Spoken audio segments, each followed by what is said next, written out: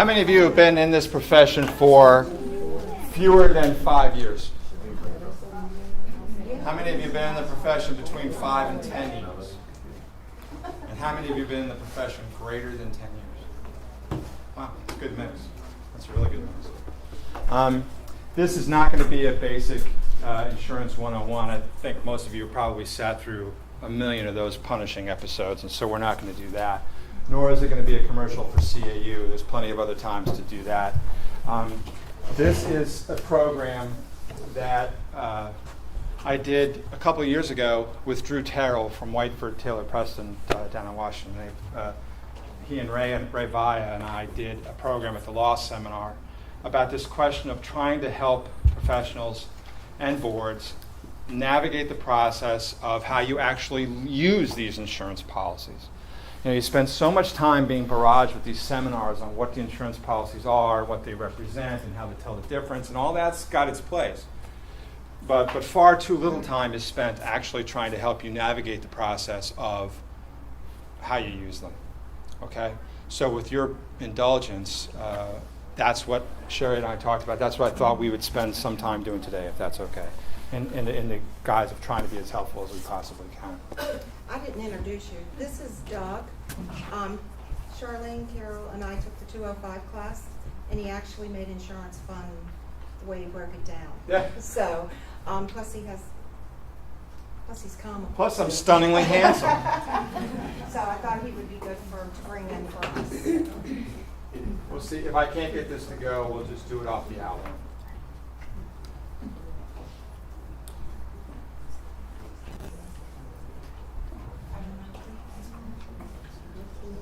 Yeah, Chris says no. Where do you come out the computer? I can go for it.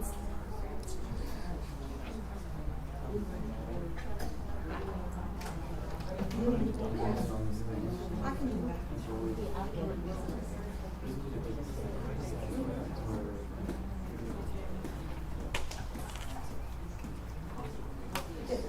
All right. Charlene, you got it. You know it's in your magic. That's what it is. It's magic.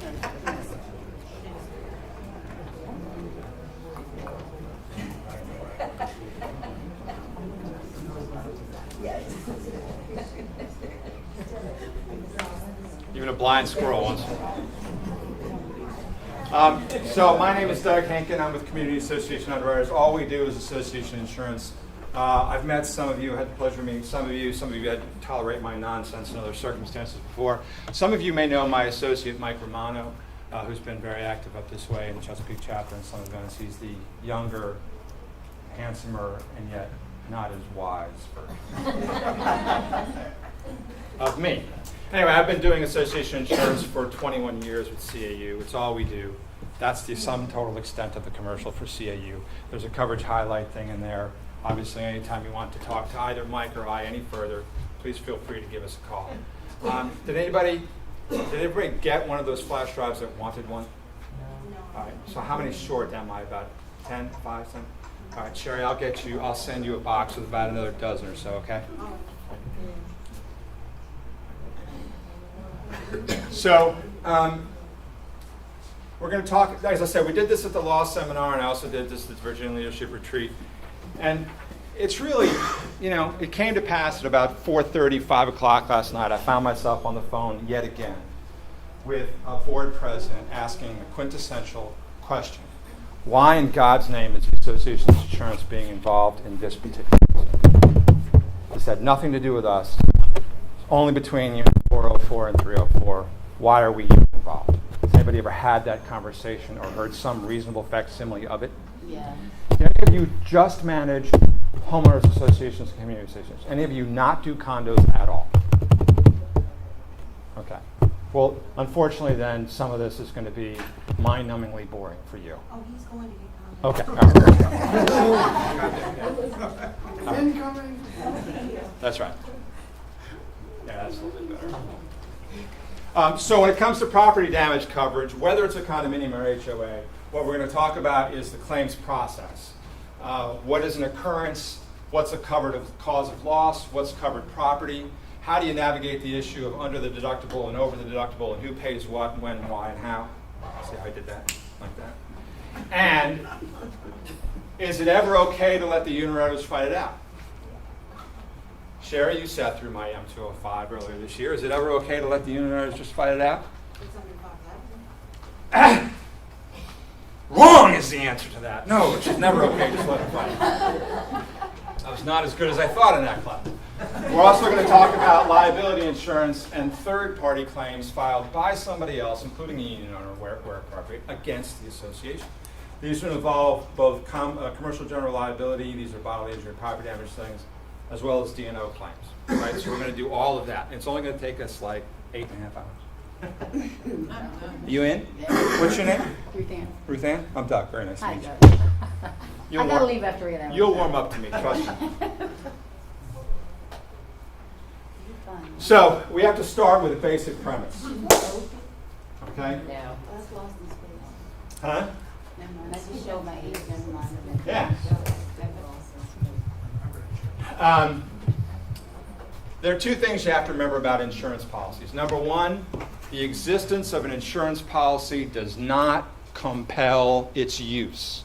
I cannot say that strongly enough. I have collision coverage on my car. I have a $500 deductible. If when I leave here today, I run into the fence post and I do $550 worth of damage to my car, am I required to turn that in to my insurance company? No. If I don't turn it in, does the $550 worth of damage go away? No. I still got to deal with the $550 worth of damage, but I'm not obligated to turn it in. Similarly, is an association, a condominium or a homeowners association, that has property damage, which in all other respects would be covered by the policy, are they obligated to turn that in? If they've got a $5,000 deductible and there's $5,100 worth of damage, do they have to turn that in? No. If there's $150,000 worth of damage, do they have to turn that in? No. And you have to keep that in mind because this is designed to set you up as a process you can walk through to help your boards, and they'll all take this approach differently, help them walk through the process of when do they actually turn those claims in. The second thing you have to remember is every insurance policy on the planet has something called, there's a section called the insured's duties in the event of a loss. It doesn't say these are the things we'd like you to do. It doesn't say these are the things we sure would appreciate if you would help us out with. It says the insured's duties in the event of a loss. And they all say something similar to this. Failure to perform these duties will impair your rights, okay? And could result in a denial of coverage, all right? I don't care who you're insured with. I don't care what company it is. Every single insurance policy that you're going to use or see is going to have some iteration of that sentence in there. So it's very important that you understand that you may have options available to you with this carrier that you don't necessarily have available to you with this carrier. Does that make sense? All right? How are you going to know that? What's your name, mate? Kyle. Kyle? How are you going to know that? How are you going to know what the differences are? Read the policy. I think what I hear you saying is,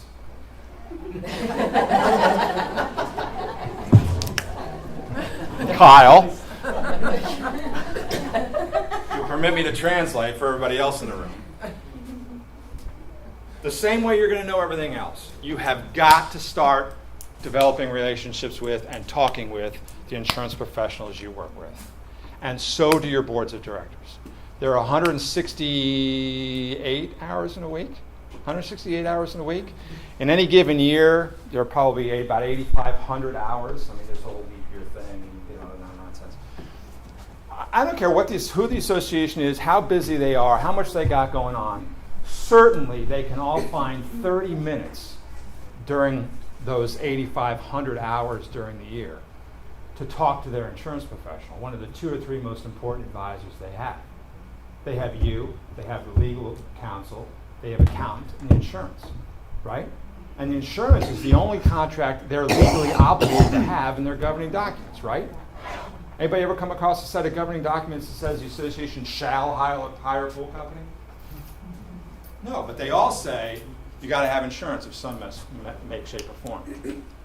So if you have a relationship with these people, you can say, hey, look, Vistas by the Sea is getting ready to renew next month.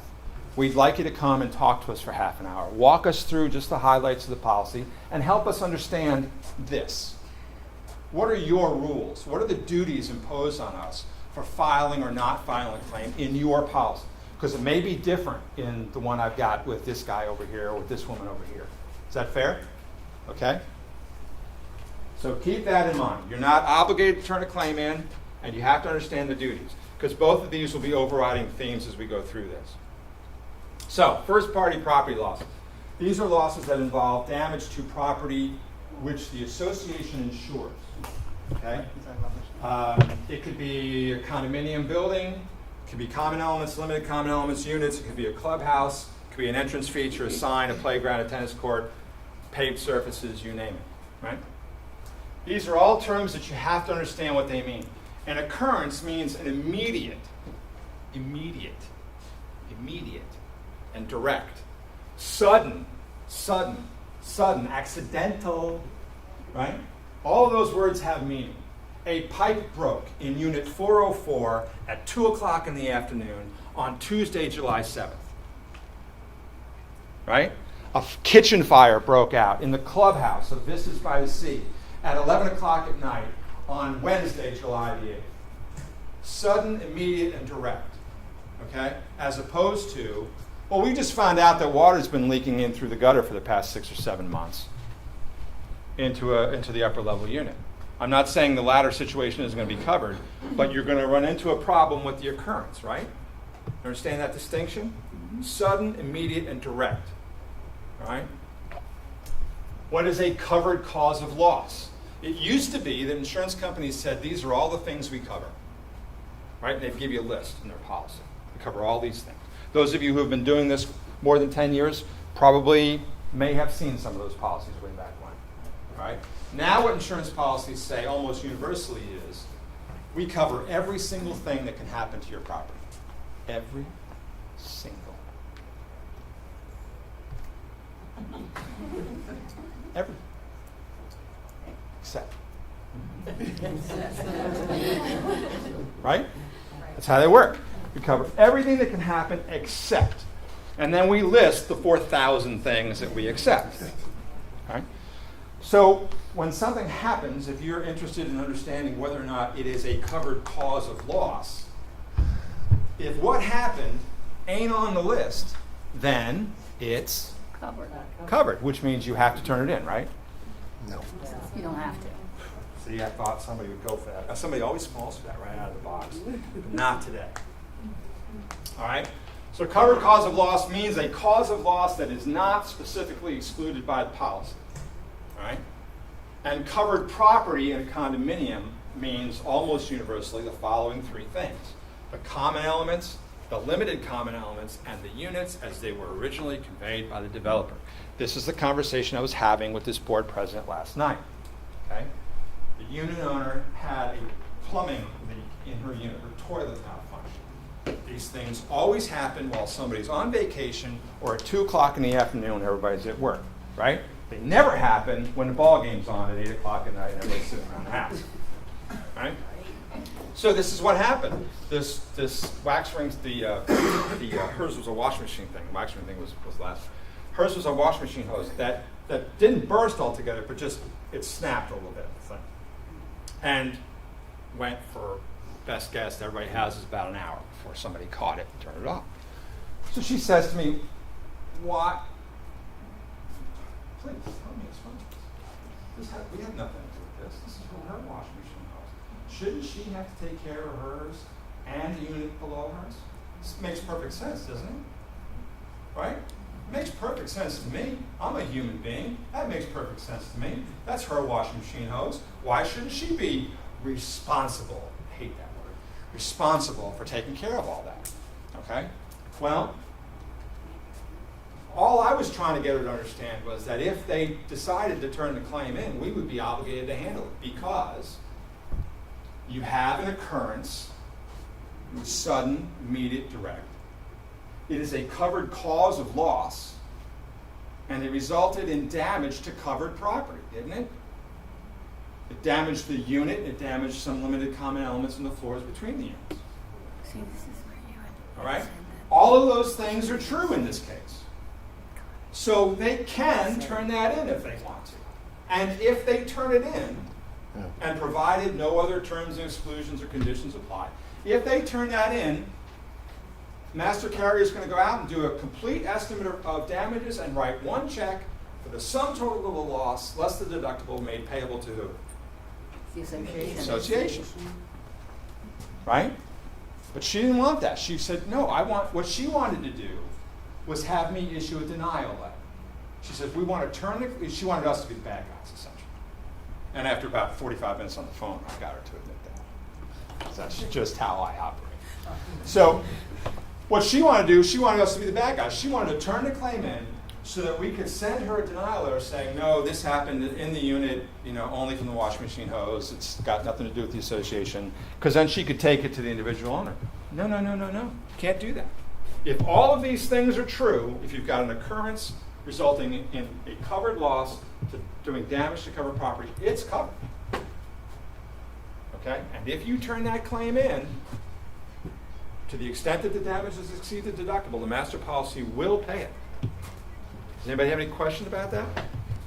Is that contrary to what any of you thought happened? All right? And we're going to talk about the deductible and all that stuff in a minute. What are some common exclusions that you're likely to run up against? I always put this first one on there because it's my personal favorite. I actually had one sometime, it's a townhouse style, and they had bats in the attic. I thought they were making it up, but they weren't. Actually, it turns out they had bats in the attic, and bats do things when they're up in the attic, and so there was much of this stuff. They do They things. do terrible things in the attic. They do all kinds of things. I mean, there's like little couches set up and a dark. This is the one that gets a lot of people. Wear and tear, corrosion, decay, deterioration. What's a roof designed to do, Sherry? Yeah. Sherry's gonna have to take that course we were going to that. Thank you, Renee. This is like riding a bike. It's going to come back to her. Okay. What's your name? Tony. Tony. In fact, you agree that the roof is designed primarily to keep the elements, including rain, out. Sure. All right. So then would it follow that the rest of the exterior building also serves primarily that same purpose? Sure. Are you sure about that? I'm very sure. All right. So what happens after a certain period of time, Tony? Do these things tend to wear out? Do roofs last forever? Nope. Does the mortar between bricks on the exterior of a building last forever? Nope. Right? These things wear out. Insurance policies don't cover this because insurance carriers don't want to get in the business of providing lifetime warranty coverage to builders and developers. Make sense? All right. So when someone says to me, we had a leak in the roof, is that covered? I guess they don't say that to me. They ask that of me. Right?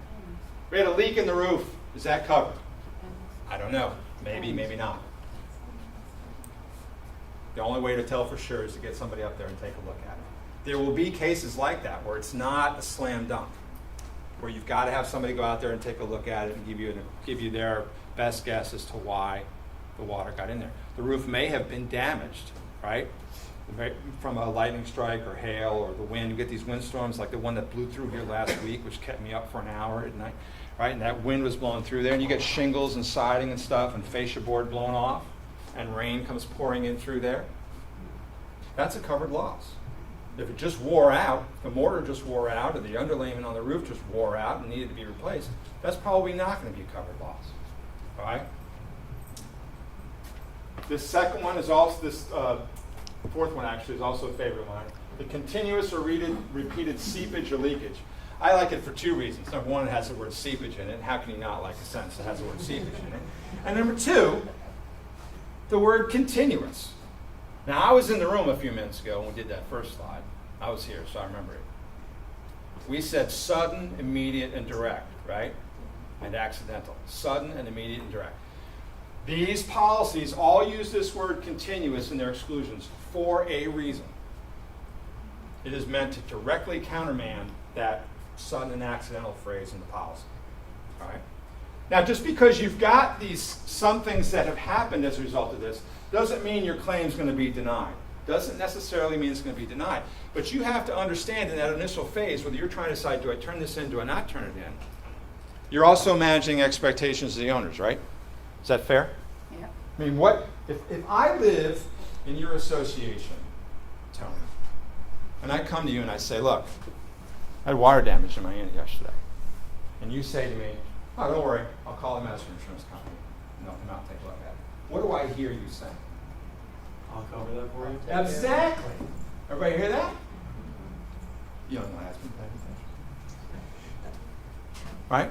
That's what the owner hears. That means I'm getting paid. The minute those words leave his mouth, that means I'm getting paid. Right? Been around long enough. You've heard that, right? Yeah? Oh, yeah. Okay. All right. So you have to understand these when you're trying to manage the expectations of the owners affected by the loss. All right? May or may not be covered. We're going to call the insurance company. They're going to take a look, give us their opinion of whether or not it's covered. Okay? Flood, earthquake, and failure to maintain heat. I put flood and earthquake on there because those are the two biggies that are almost universally not automatically covered. There are some companies that will automatically provide some minimum level of that. But understand that flood and earthquake mean very specific things. Okay? So, who have I picked on yet?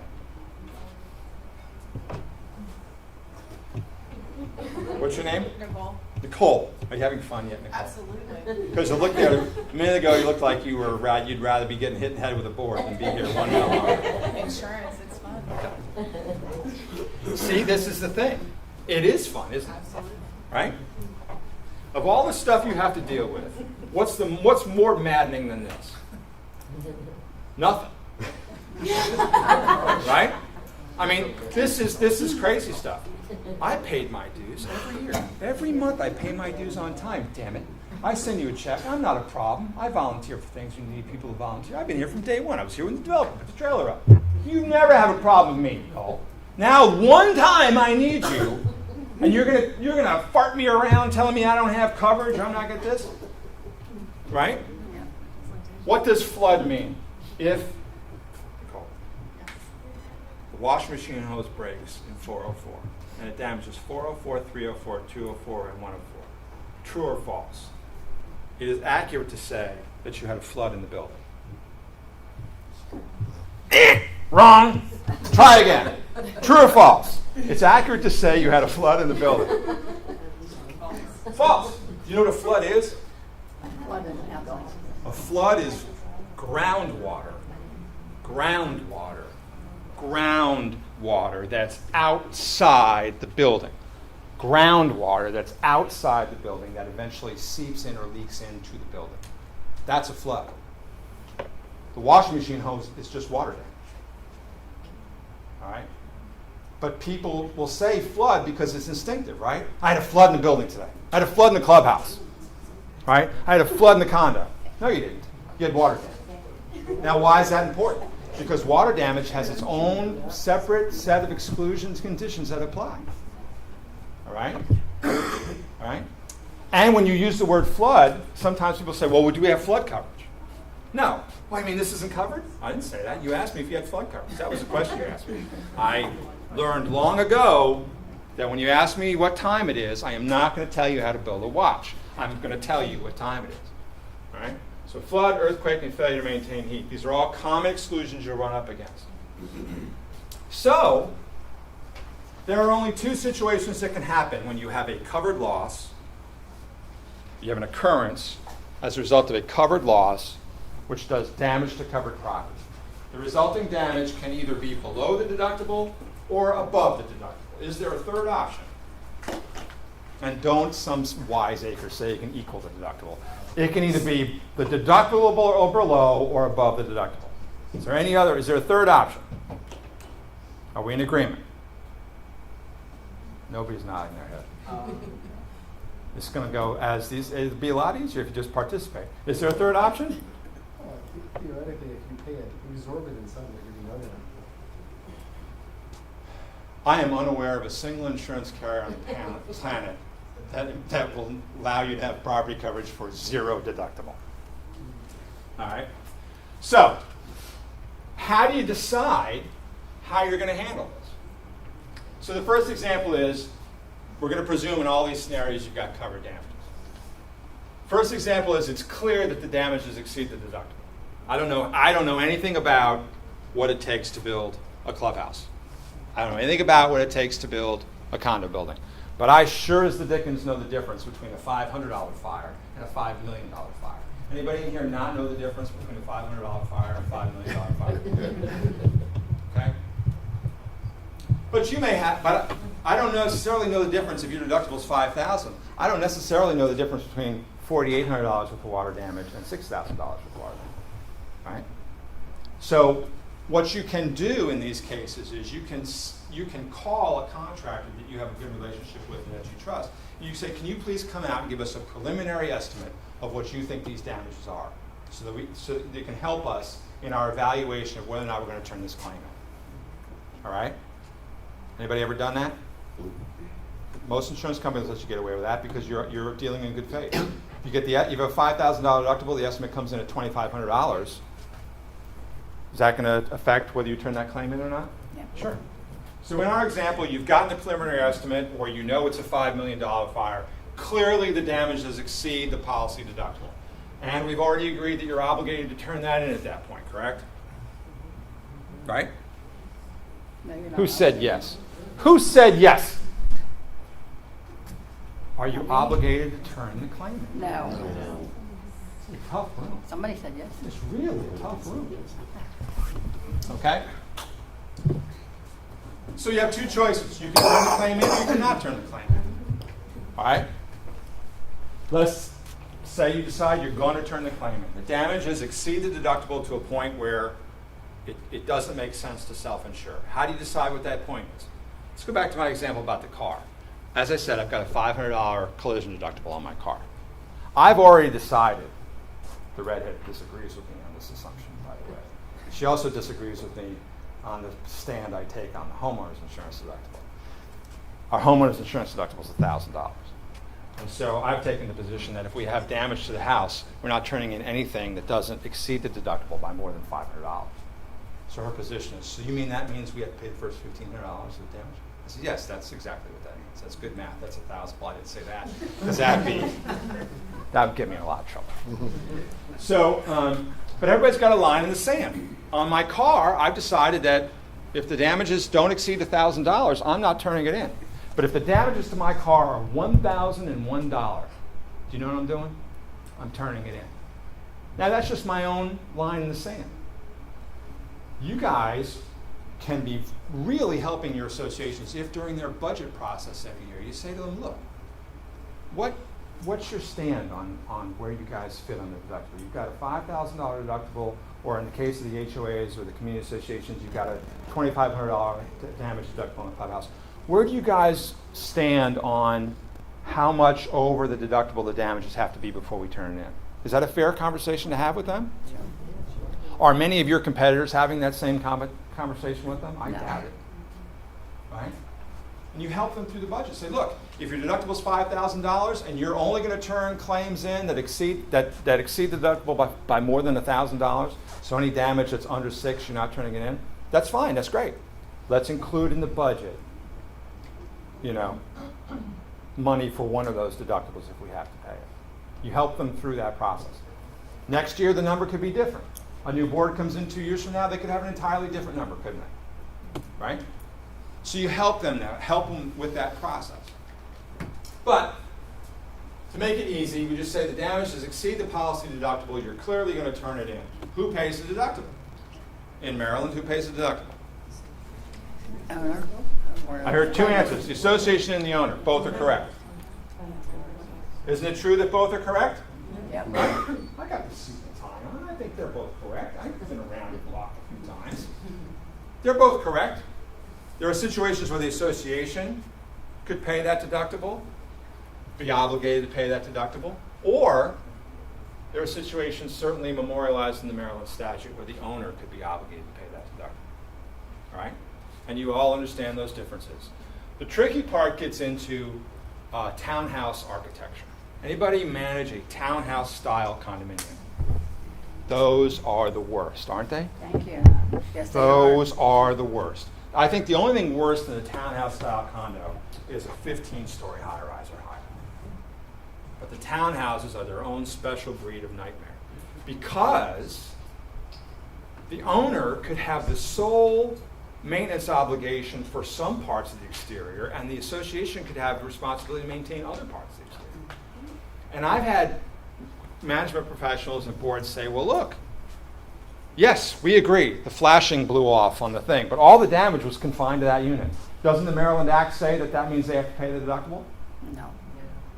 No. Of course it doesn't say that, right? If it was something the owner had no ability, authorization, or to maintain or obligation to maintain, how can you possibly take the position that just because the damages were confined to their unit, that they're going to have to pay? Is that a reasonable interpretation of the statute? Does anybody think? I guess since I asked that question in that tone of voice. All right. What happens if the damages do not exceed the policy deductible? Now it gets a little trickier. All right. So let's say the damages on a $5,000 deductible policy are $2,500. Who pays the deductible, the owner or the association? Depends. So you didn't fall for that a second time, did you? All right. It depends. What happens if the damages are a result of a pipe break in a unit, damages are confined to that unit, and the damage is $2,500 and the deductible is $5,000. Who pays that? Who pays the $2,500?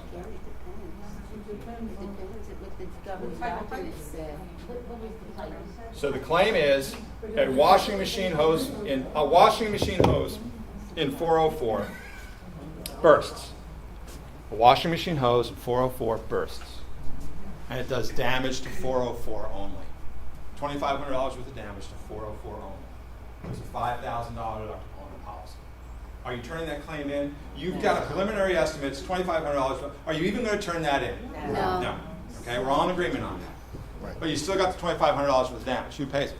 The owner with damages originally.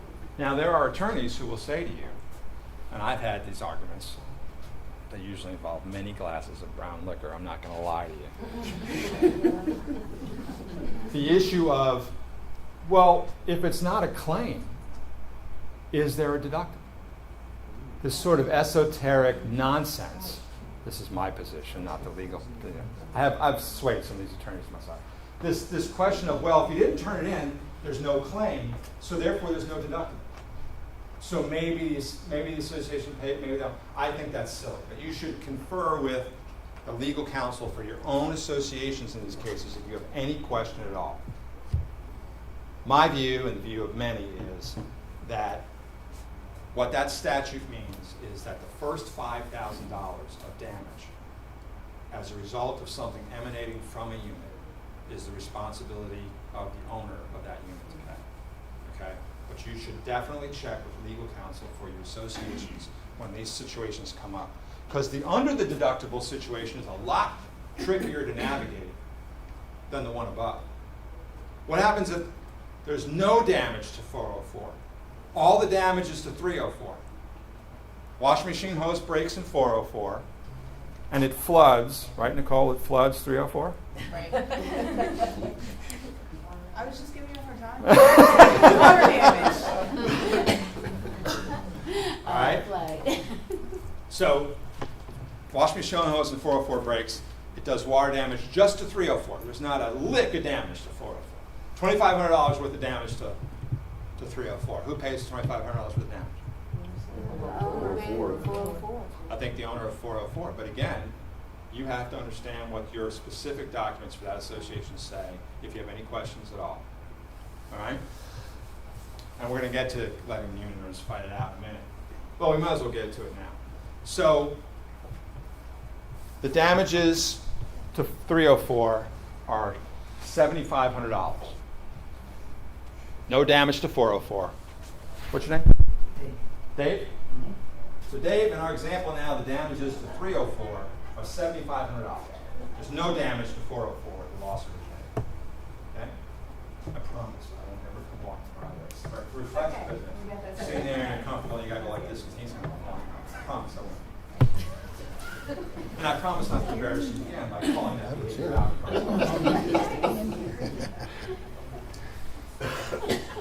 All of the damage, all $7,500 worth of damage is confined to 304. Okay? A $5,000 deductible. The board of directors decides they're going to turn that claim in. National Policy is going to pay $2,500. Association is going to assess unit owner 404 the $5,000 deductible. Is that fair? Do you think that's how it's logical about how it's going to play out? Yeah. Well, I got the tie on and everything, so it sounds more important. But let's say the board says, no way, not happening, not turning that in. We've already had too many claims this year. We don't want to fool around with our loss runs. No way, Dave, do not call that in. This is not our responsibility. We want the unit owner in 404 to pay the entirety of the damages to 304. Does that ever happen? Have you ever seen that happen in your entire career? I've had a short career in this business, and I haven't seen it. I'm sure someone else in here has. Anybody ever heard that conversation? We're out. We are out. This is between 404 and 304. Right? Yep. Leave me out of it. And you say to the owner in 304, by the way, listen, this was entirely the fault of that numbskull above you. Here's his name and phone number. Here's his insurance company. Call them, they'll take care of it. That happens all the time, doesn't it? Bad, bad, bad, bad, bad idea. All right? In our example, Dave lives in 404. And what's your name? Rick. Rick. Rick lives in 304. Rick's minding his own business. He's downstairs, doing a crossword puzzle, watching the Nats win another game. All right? Minding his own business. He's doing everything right. Pays his dues on time. Never been a violation against his file at all. He's the model owner. Minding his own business when all of a sudden all this water comes pouring in through his dining room. Can we all agree that in my example, he's the innocent party? Yep. And you're going to say to him, look, we're out. Not my problem, baby. Talk to Dave. Go talk to him. Dave's insurance carrier is going to say, well, no, sorry, pal. Suppose you don't have insurance. We're done. We have no legal liability to you. Our insured wasn't negligent. I mean, the classic example is when the wax ring seal goes, or the pipes in the shower start to leak or come loose, right? I mean, I know you're probably the one person in the room who does this. You still take the tile off your shower every morning and then make a hole in the wall and check all the fittings before you go to work. And then you repair the drywall and put the tile back on and go about your business. See, I had to stop doing that. I wasn't getting to work till noon any day of the week. But it turns out you still have an obligation to maintain that, don't you? Right? So your insurance carrier is going to say, listen, sorry, it's not reasonable that she would have known that was happening. Yes, we agree she's got a maintenance obligation, but that doesn't create a strict liability, does it? No, of course not. Meanwhile, the innocent person has got all this damage. Huh? Watching the Nats win another one. Well, he should have been watching the O's. Well, reasonable people can differ. I'll be sitting out there in Manila watching that game tonight.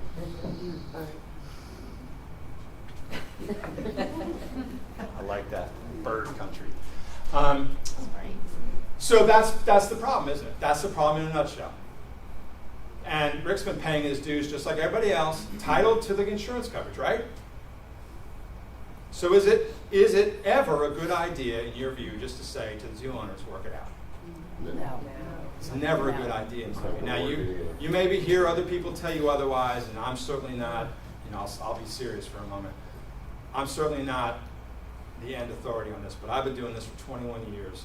I've had a lot of opportunity to speak at legal seminars that CI does. I've had a lot of opportunity to serve on advisory committees and task forces that develop.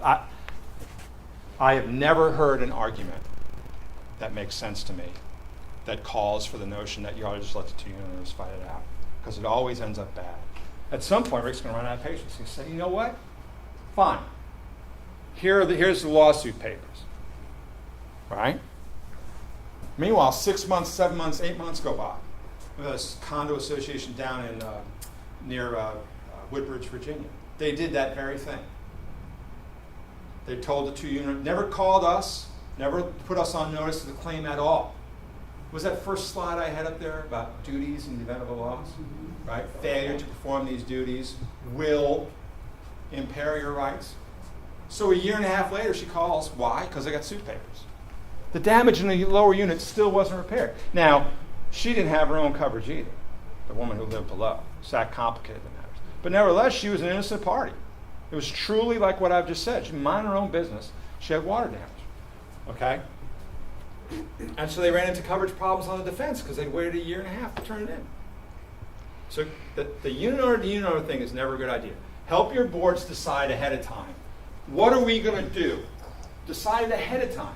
Dig your well before you're thirsty, as the old saying goes. All right? What are we going to do? What do you do if a loss is not covered at all? Because it's an earthquake, or it's a true flood, or it's wear and tear. Right? Now, you don't have a claim, right? Or you've turned it in and it's been denied. Insurance carrier says, I'm sorry, this is not a covered cause of loss. There's no coverage here. Right?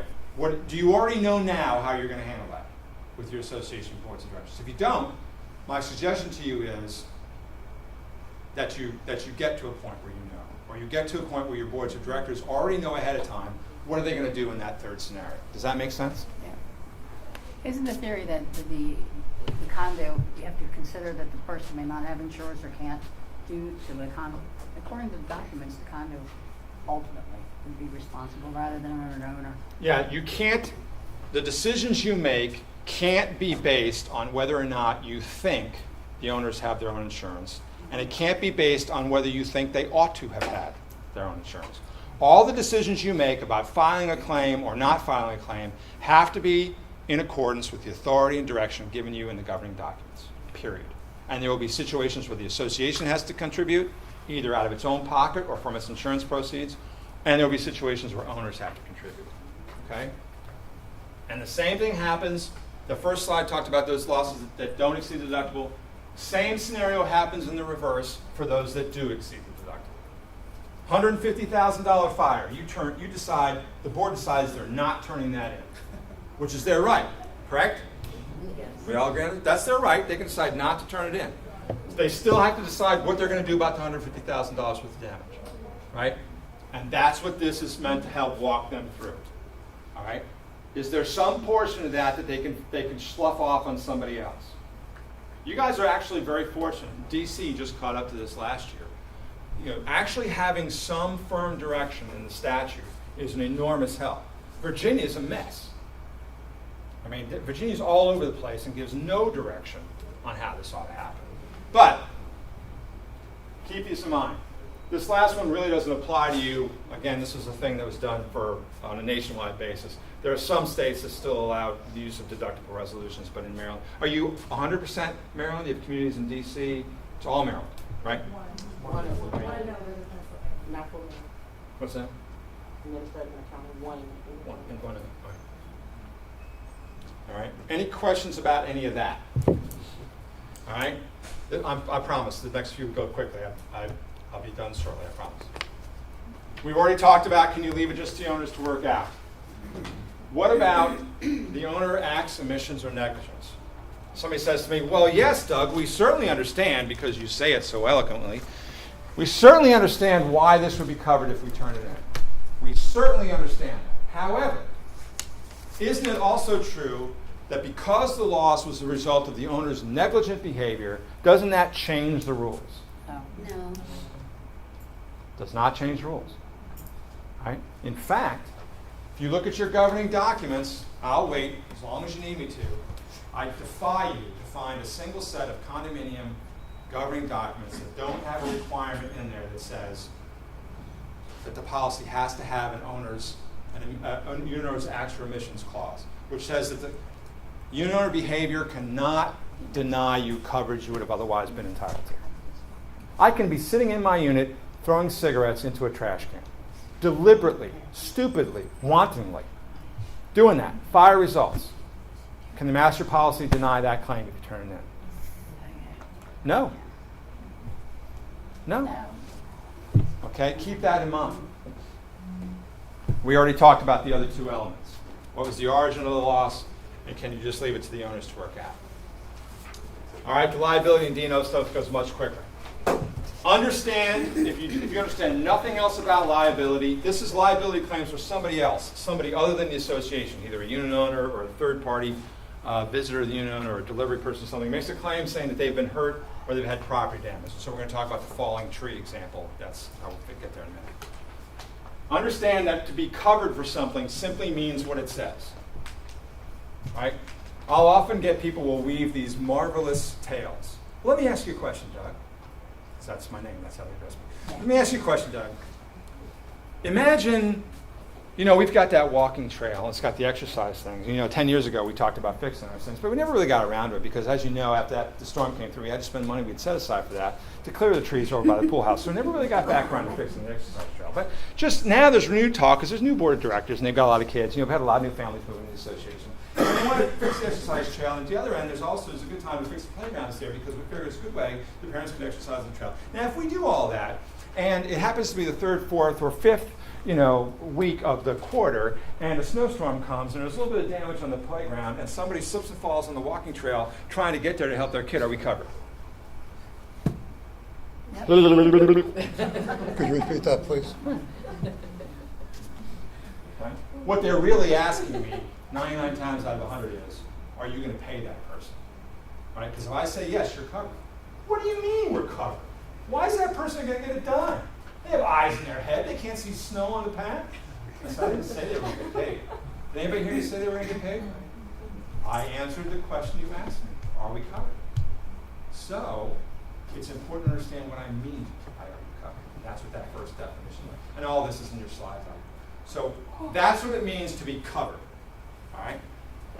The other person's only going to get paid money if it's determined that the association has some legal liability to that person, some degree of negligence. All right? Some degree of negligence. What's your name? Kelly? Mm-hmm. You're having fun, aren't you, Kelly? Yeah. I love that. It's brutally honest. Yeah, it's like saying, it looks good on you. So, Kelly, your money, your own business. You're sitting behind the wheel of your car, legally parked at a red light this afternoon. Okay? And all of a sudden, my vehicle comes careening into the rear end of yours. Am I legally liable for the damages to your car? Really? I would submit to you I've not given you near enough information to answer that question. What if the reason my car hit yours was I was hit by somebody else first and forced into yours? Now, does that change your answer? No. It will under tort law.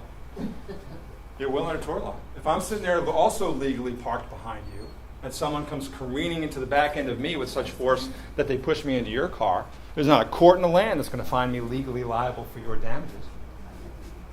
What if my brakes gave out? What if I have a car that's got defective brakes? Turns out there was a recall on the brakes in that car. Am I legally liable for your damages? Probably not. What if the only reason I hit your car was because I swerved out of the way of a 4-year-old kid who would run into the road chasing his soccer ball? Does that change your answer? You would rather me run over the kid? Well, no, that's what I'm trying to disabuse you of. It is not what it is. Okay? Every situation has its own set of variables, and those variables are very important. All right? Just because a tree from common area fell on my house doesn't mean I'm getting paid for the damages to my house.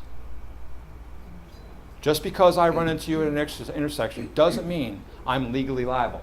And so when I say you're covered, or when the other insurance professionals you work with say, yes, you're covered, all they're answering is that first part of the question.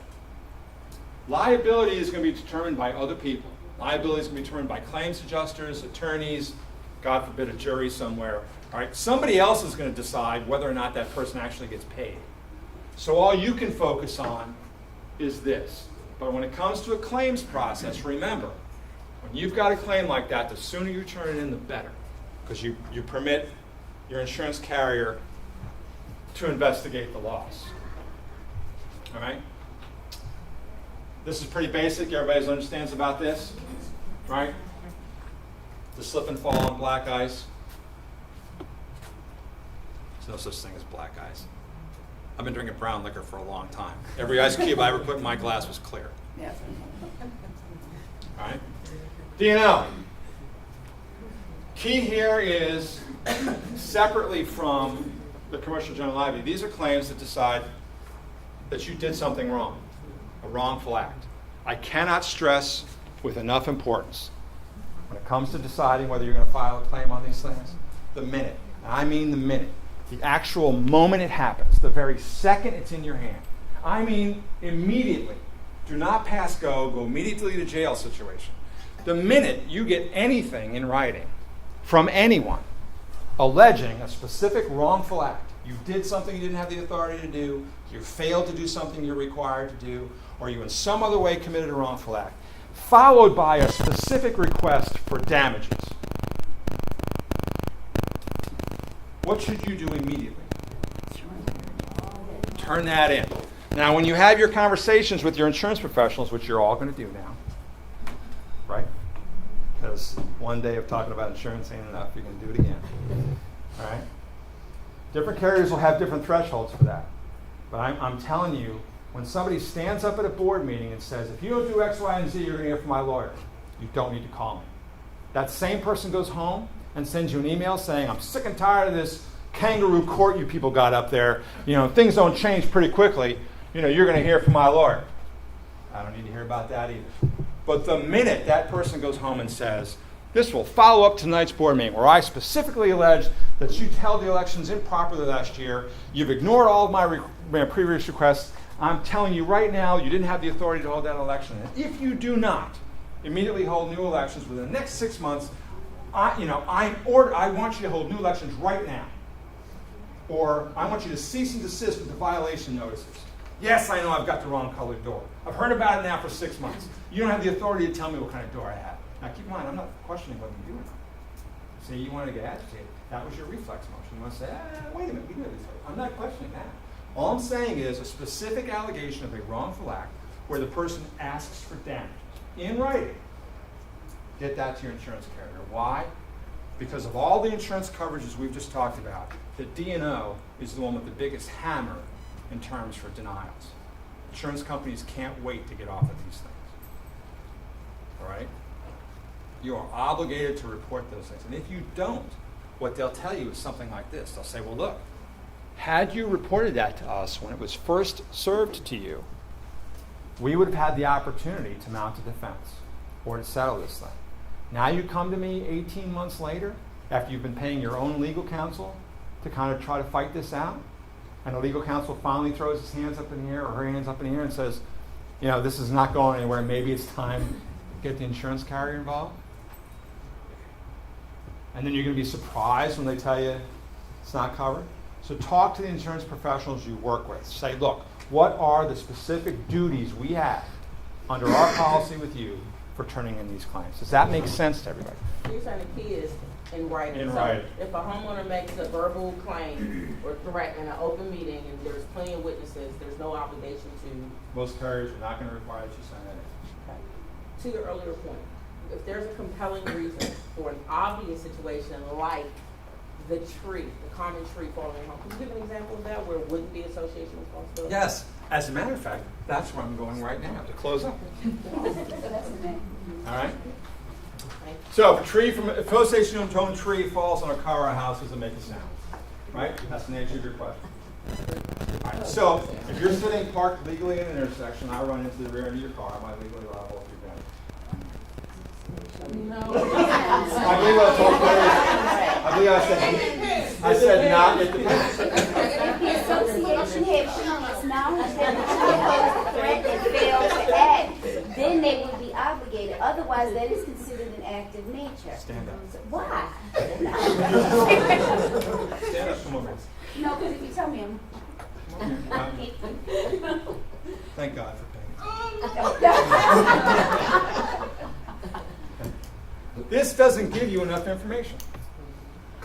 What if the tree was perfectly healthy and a storm blew it over? Is the association legally liable for that? No. Did they do anything to cause the tree to fall? No. Could they have done anything to prevent it? No. No. Right? However, let's suppose that the same tree was dead as a doornail, and you had 2 reports from arborists over the last 6 months telling you it needs to come down, and you haven't done anything about it yet. That's, Does that change the equation? yes. Okay? Will homeowners say, like the trap that I've already forgotten your name. What was your name? I'm sorry. I forgot your name already. I'm old. I'm 52. It's all going away. The same trap that I put Kelly in is the same trap that the owners are going to try to put you in. Well, now wait a minute. It's association tree. Why should I have to call my own homeowner's insurance carrier?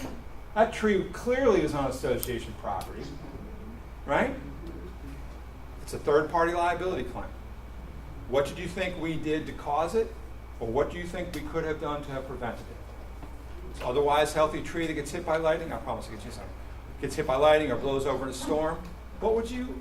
Where's the legal liability? Where's the negligence? Yes. I did have this happen at a condominium townhome, and since it was common ownership of the grounds, then the insurance carrier, Master Policy, did cover the homeowner's, home, the structure. But you said it was a condominium. But if, okay. But so- if it's a It's an condominium, association. then they have the association has a legal liability to restore No, the unit. there's no legal liability. Your insurance carrier paid that under the first party property They still provision. do. They provide property coverage for the buildings, Right. for the common elements, limited common elements, and units, right? That's the property. It's a townhome condominium. Right. Yeah. So under the property portion, is a tree falling on it excluded? Remember one of the first things we talked about? A covered loss is something, anything other than that's excluded. A tree falling on it's not excluded, so it's covered. They didn't pay it under the liability. What we're talking about here is claims made against the association by somebody else for damage to their property. All right? So let's suppose I have an original Picasso hanging on my wall in a condo, and the tree hits that wall and destroys that painting. Right? And I say to you, listen, this association common tree damaged my painting. You owe me for it. Do you? Maybe. Maybe not. Was the tree dead? Was it diseased? Were you on notice it needed to be repaired? Was it perfectly healthy? Okay. Does that answer your question that you wanted to get to about the liability? I already forgot. Yes, it does. What about the person who, the Picasso, the owner's person? Insurance company pay for that? Right. So in both cases, I've got damage to either my house or my car or my Picasso. Where am I going to turn it in? My own homeowner's insurance carrier or my own auto insurance. And if they believe that the association does have some negligence, they'll take up the fight on the owner's behalf. Okay? Does that make sense to everybody? Okay?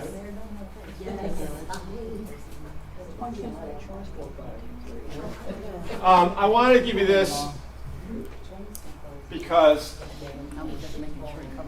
with common D&O scenarios,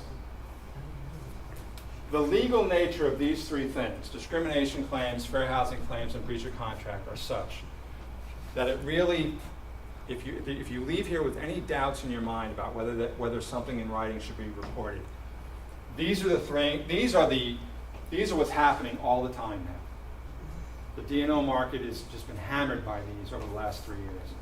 You get somebody that makes a discrimination allegation, or there's an allegation that you're violating the Fair Housing Act, or that you're in breach of contract, I'm begging you, no matter who you have your insurance with, I'm begging you, turn that in right away. Protect your association's interest to a defense against those actions. And ask, because not every policy covers these things.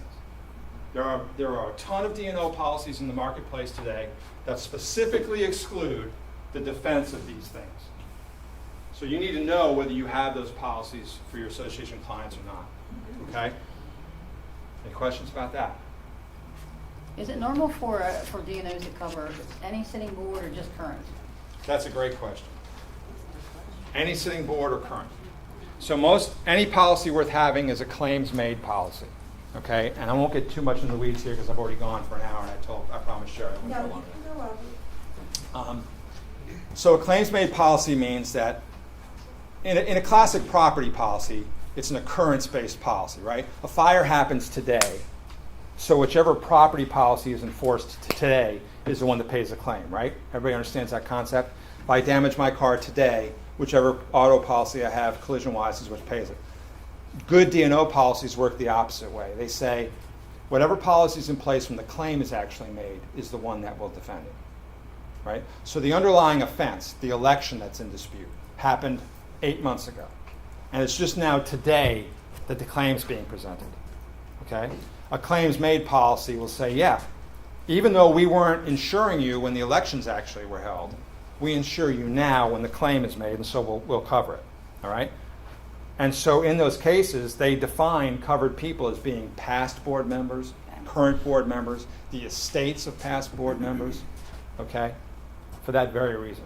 Any D&O policy worth having will be a claims-made policy, will include those broad definitions, and will include the defense of discrimination, breach of contract, or fair housing claims. If you have any D&O policies for any of your clients that don't do those things, I'm begging you. There are too many options out there. I don't care what the cost, I say this with a straight face, I don't care what the cost difference is. You cannot afford to allow your clients to have policies, the D&O policies, that do not provide that kind of protection. You just can't. Okay? I'll touch on these and then I'll finish up. So what you're likely to see when you turn in a claim, you've decided we've got a D&O claim, it's in writing, we're turning it in, as Doug said to you. All right? You're likely to immediately receive a reservation of rights letter. Anybody ever received one of those? Okay, you're fortunate. What they say is, look, we got your claim, we received it, here's the claim number, here's the person handling it. We just want you to know right now, from the outset, that we're going to begin defending this thing right now. But if we find out a week from now, or a month from now, or a year from now, that some exclusion applies to this loss, we're telling you right now that at that point we're backing off. Or if we find anything in our initial investigation of the claim which would trigger an exclusion or a limitation, we're telling you right now we reserve our rights to stop defending you at that point. So don't be freaked out if you get a reservation of rights letter. It's almost a universal reaction that the insurance companies will do. They're trying to protect their rights. They're saying, look, we will defend you right now, but we haven't had a chance to look into this yet, right? You just sent this to us. We haven't had a chance to investigate it, but it requires a defense right now. So we're going to start doing that. But we reserve the right to get out later if some exclusion is triggered. So don't get freaked out by that. I can't stress strongly enough the breach of notice requirements. That's why every D&O policy has notice requirements in there, just like the insured's duties in the event of loss. And because it's a claims-made policy, your obligation is to report that to them the minute the allegation is made to you, right? So people will complain orally all the time, right? They'll stand up at meetings and complain. But the minute somebody puts a specific allegation of a wrongful act, demanding action or redress in writing, protect your association. Don't let them run up against this breach of notice. Don't find yourself in a situation where 6 months later you're saying to an insurance company, well, we thought we could make this go away. This person's the biggest blowhard in the community, and nobody really thought he was serious, and blah, blah, blah, blah, blah, blah, blah. All right? Don't let yourself go down that road. It's better safe than sorry. But again, you're going to talk to the insurance professionals you work with, and you're going to have these conversations about notice requirements and what they require of you. Nobody's nodding their head. And we're going to do this, right? We're all going to talk to our insurance agents about this, right? Yep. Okay? You must agree to cooperate. Under the D&O, this becomes very problematic. If you turn the claim in, understand the minute you do that, you are surrendering all rights to handle that claim to them. You turn that claim into the insurance company, you no longer have the right to say, no, we're not settling with you. We're going to the mattresses on this one, baby. We will go as long as it takes. Clemens is making sauce. We are fighting this till the end. Okay? You can't do that. Right? And then the other problem you end up having is rotten insurance coverage. That's actually a photo of rotten apples. If any of you ever take the M205, you'll get to hear my poetic dissertation on apples. But that does become a problem. Associations, I've had boards say this to me, especially the smaller ones. We're only 50 units. We're only 100 units. We don't really have anything. We're an HOA. We don't even have a clubhouse. No even entrance feature. Been around 30 years. Nothing's ever happened here. We're quiet. We all know each other. I had a board president with a serious face out at in Columbia say to me, we just never saw the wisdom of spending the money on it. And he says, nothing you've said tonight has convinced me otherwise. Okay. All I know is I insure a 42-unit homeowners association that is right now at about $150,000 of legal defense because one homeowner decided that he wanted to do something they wouldn't let him do, and he's been fighting it out in court. They pay about $1,300 or $1,400 for their insurance. Do you think that they're glad they did that? Right? That old those folks, that old Bellhaven group over in Old Town Alexandria that went bankrupt and had to sell their town square over the dispute of political signs. They didn't have insurance. They had a professional management company, by the way, and they had legal counsel. And both are names. I don't care that it's in Virginia. Both are names everybody in this room would know. That's the shame of it. Okay? Yes, sir. The governing documents in the HOA, all they say is secure adequate liability insurance. Most of them, the older ones don't even mention D&O coverage. I'm at the attorney in the management company. What's that? He said, you know their name? You would know their names. I'm not saying them. That's what I'm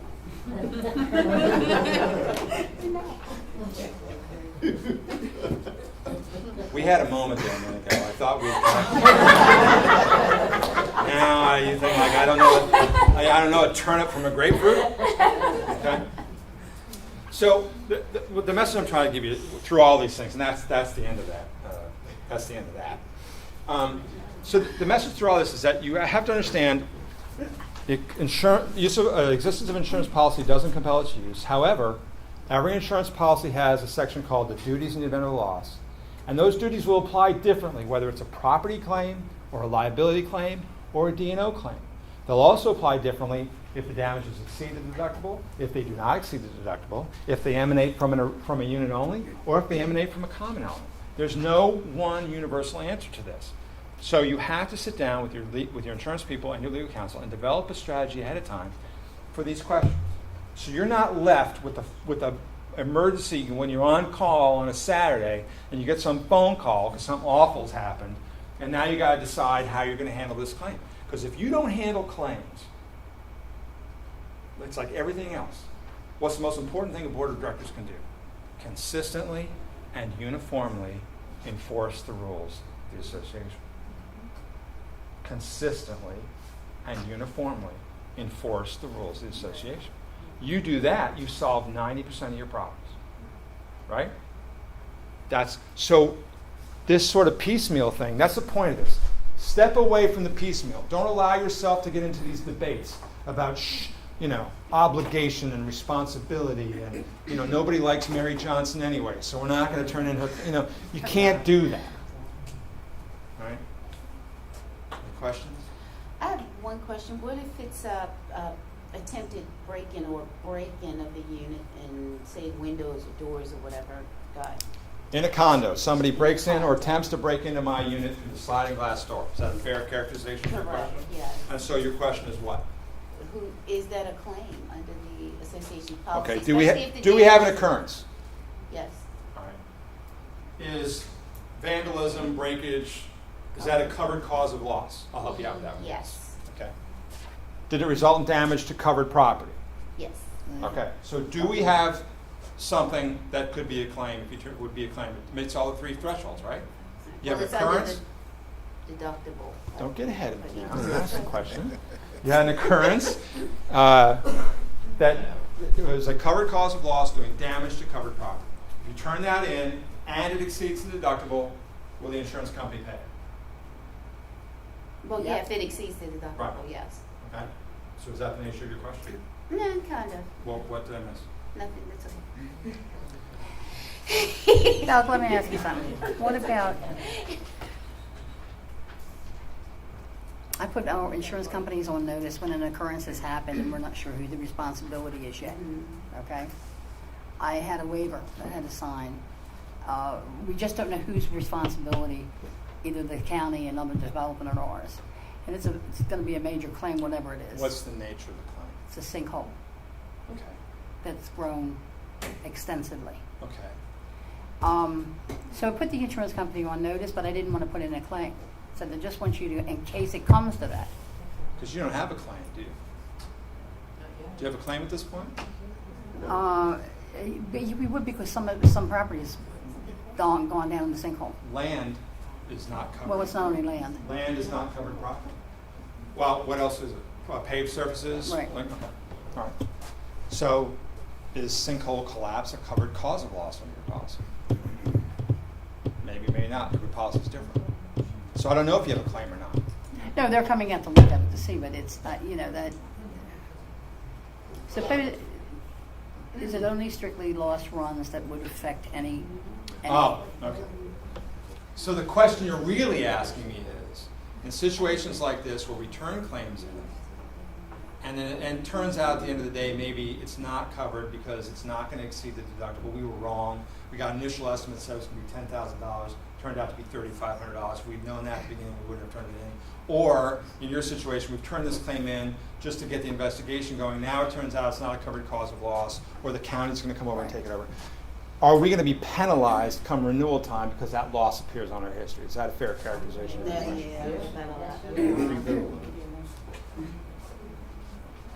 We're an extraordinarily fair business, don't you? Oh, yeah. Okay, so the The land answer the answer to your question is, and it's a fair one. I would be dishonest and I would be lying to you if I said insurance carriers, when it came time to renew, didn't look at your claims history. They do. They look at a dozen different things. The claim history is one of them. But it would also be disingenuous to say that every insurance carrier looks at them the same way. Some insurance carriers will look at them and then say, okay, well, look, we've got 4 losses here, but these 2 were what we're talking about here. These 2 were just situations which were not going to be covered because they didn't exceed the deductible, or the insured turned it in because they have a duty to turn it in, or they were trying to protect their rights, and then it turned out somebody took responsibility. Their insurance carriers, many of them, will not penalize you for that. I swear to God. Now, there are some that just can't wait to give you between the eyes. That's also true. Okay? So that just becomes a question of understanding which carriers you're working with and what's their underwriting philosophy. You can't run scared from that, though. There's a line from the movie Lincoln where he says, see what is before you, right? A great scene where, I forget who he's talking about, he wants to debate all the things that could happen down the road, right? And Lincoln says, no, just see what is before you. Deal with this thing first. And after we deal with this thing, then we'll deal with that thing, all right? You can't try to project. You can't behave in a manner that's, well, I'm going to protect our premium renewal for the next 5 years. Because I guarantee you there are a dozen other things that come in, you might get hosed anyway. Right? Or it might not make a difference. You have a question?